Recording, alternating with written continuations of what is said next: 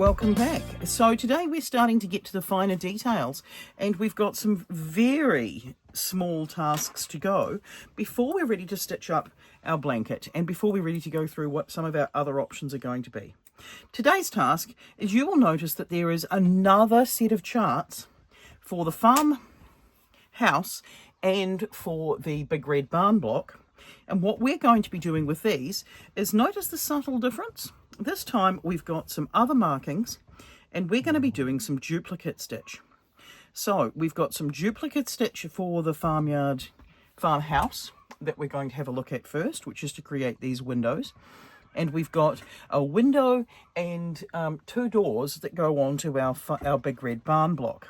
So all we need to do this is we just need to follow along with our pattern and go over the stitches that exist here. So I find it's easiest to start in this bottom corner. So all we're going to do here is we're just going to count along on our knit swatch. So we're coming in 2 stitches, so it's in this third column down, and then it is 6 stitches tall, so it's 1, 2, 3, 4, 5, 6. So this is the bottom corner of our window in this stitch here. So we're going to come into the base of this stitch here, which is just in the bottom here. We're going to leave a yarn tail on the back because we're going to darn it in at the end, and we're just going to follow the stitch. So we're going to lift up the legs of the stitch on top of it, pull through, and then we're going to go back down in the same hole. Now this is best done with a blunt darning needle, because you don't want to be piercing the fibre itself, you just want to be following where that stitch is to begin with. So we're coming up the centre of our next piece, we're going under these 2 legs, not through, we're pulling our yarn, and then we're going back down in the first hole. Again, be careful not to pierce any of the yarns, because we're just trying to knit a duplicate stitch on top of what we've got. So this particular bit here goes up 6 stitches.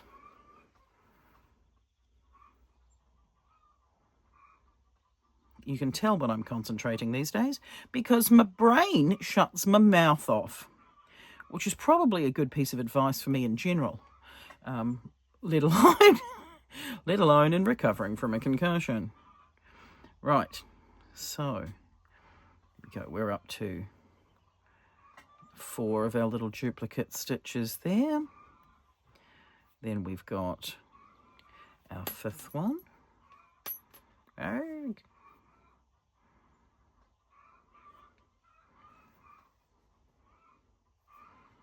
then 1 more to give us 6 tall.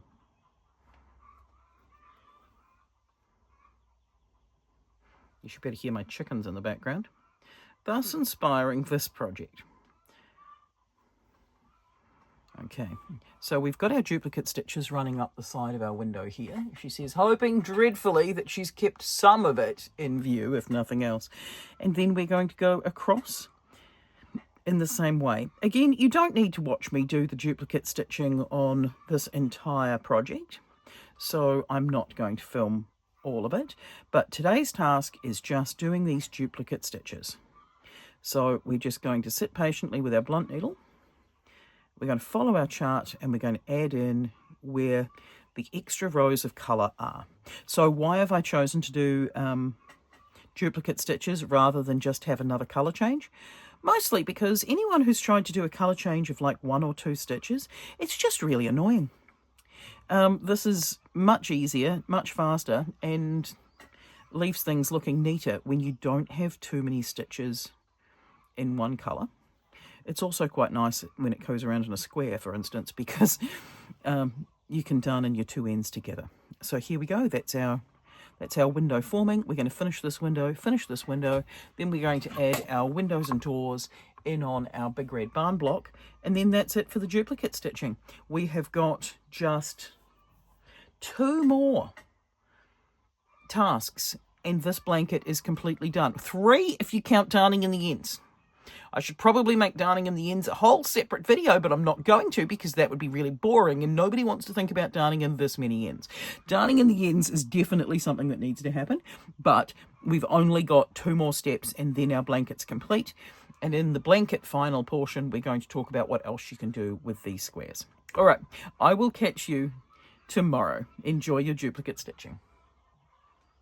Our duplicate stitch done, we've got all of our blocks made, and now we've got some bits of yarn left over. We've got some bits of red, we've got some bits of yellow, we've got some bits of green, we've got some blue, we've got some greys. And what we're going to do is we're just going to take a look at what we've got on our panels. This works particularly well on the pathway blocks and the house blocks. So let's just start with this one here and take some red. She says knocking things onto the floor even more than usual. Right, we're just going to do some lazy daisies and just add some flowers to the edges of our pathway. So if you haven't done a lazy daisy before, we're just going to come up from the back, go through the same hole, around your needle to create a little petal, and then back through the hole and back into the central stitch again. We're going to do the same thing up in another direction. Pull that to make a little petal, back through the central hole.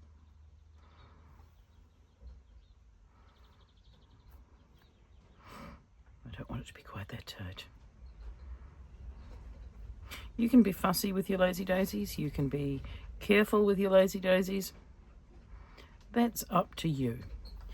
There are no knitting and crochet police, or if there are, they're not coming for either of us today. It's been decreed. Right. And then let's do another one out this way. Usually when I do like embroidery, not that I do a lot of embroidery, but every now and again I embroider on something. I always plan it out first. But for some reason, when I embroider on knitting, I don't. I normally just go, you know what? Let's throw some flowers on there. Let's throw some strawberries on there. You know, usual things that people do. Right, now let's put our last bit up around here.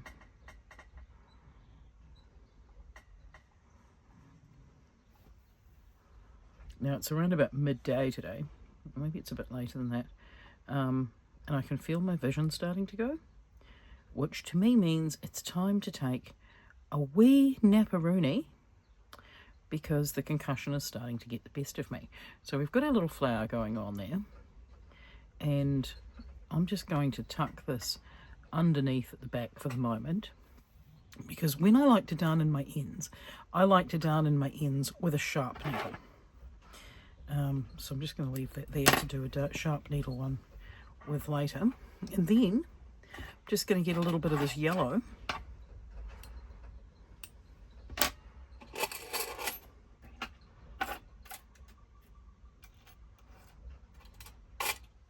There's that terrifying moment where you think, where is my sharp needle? What did I do with my sharp needle? Oh no, I may have dropped my sharp needle. I'm gonna have to walk carefully. This is a less sharp needle. This one's just a straight embroidery needle. If you can do French knots, perfect place for a French knot. I, however, cannot do French knots to save my life. So I'm just going to do a couple of little stitches through the middle here. Bam. Bam. And then I'm just going to darn in my ends. Right. So what we're going to do is we're just going to add some little wildflowers in and around our pathways.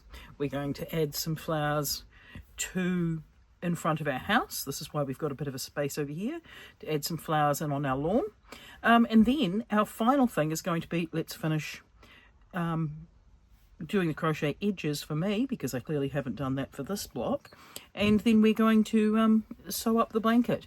We're going to sew up the blanket tomorrow, and we're going to talk about what else we can do with all of our blocks if you haven't made all of them all the way along.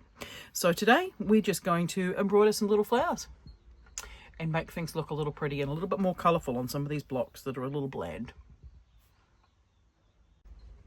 Okay, one more task that we can choose to do with our duplicate stitch is to add the trunks in for our trees. So if we come in down 3 stitches below where our tree trunks begin, now this is completely optional, you do not have to do this, and you take your tan colour. This is the tan colour that I've used for the ground around the pathway stitches, the pathway blocks.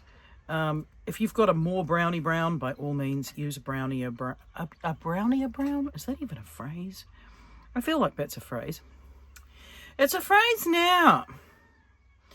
Alright, because if we go in here and we just do a duplicate stitch over the centralized trunk between where our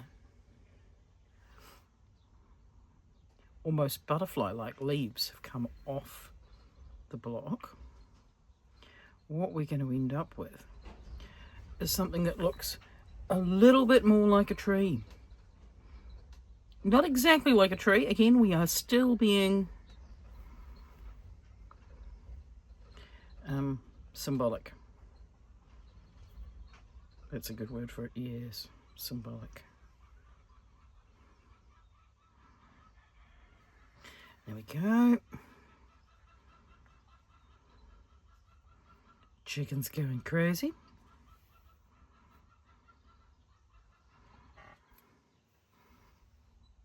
Right, so there we go. We've got a tree with a tree trunk. Again, we can do all of these if you want, or you can do some of them to just bring some of them out, or you can get a brownie brown from your stash and go and do that there. But whether or not you decide to do this one's completely up to you. I think I'm just going to do some odd ones here and there on them, and then just darn in the yarn tails on the back. The cool thing with the duplicate stitch is it doesn't leave a lot of mess on the back, so we can just use our yarn tail and wind it through these little gaps here. Cool.